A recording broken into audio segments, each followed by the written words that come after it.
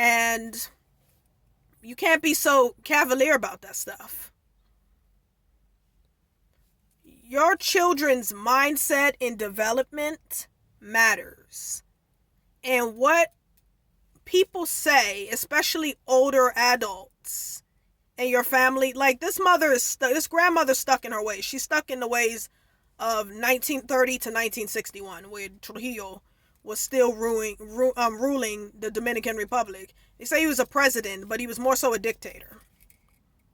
He was more so a dictator of that island than anything, than a presidente. More so a dictator.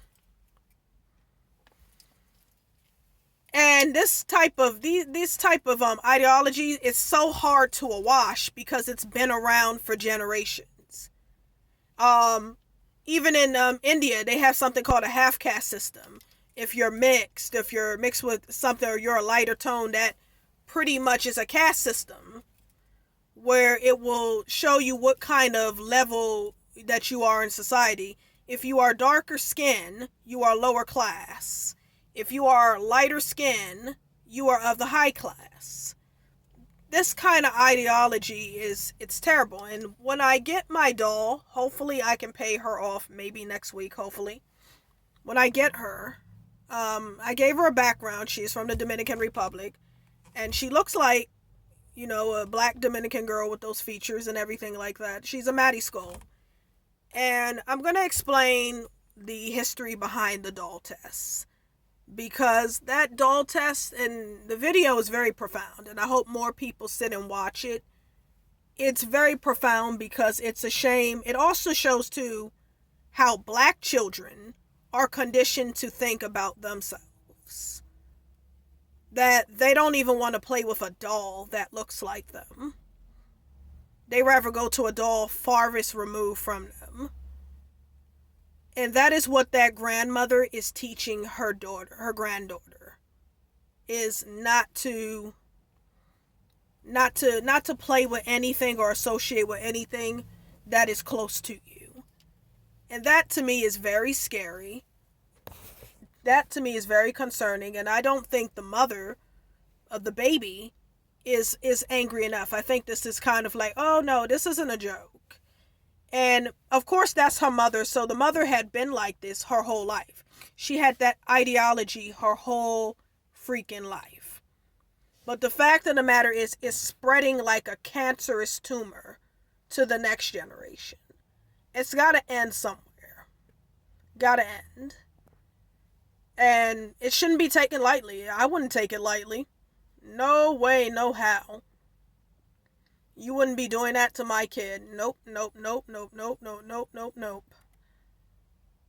You wouldn't discriminate. We're not, this whole discrimination thing. And here's the thing.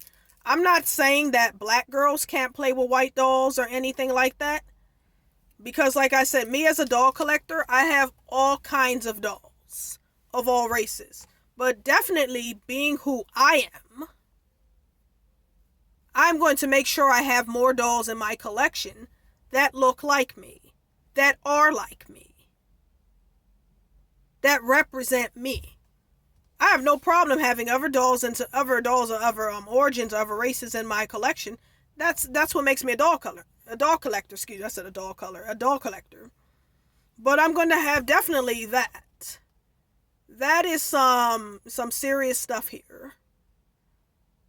Okay? Very serious stuff.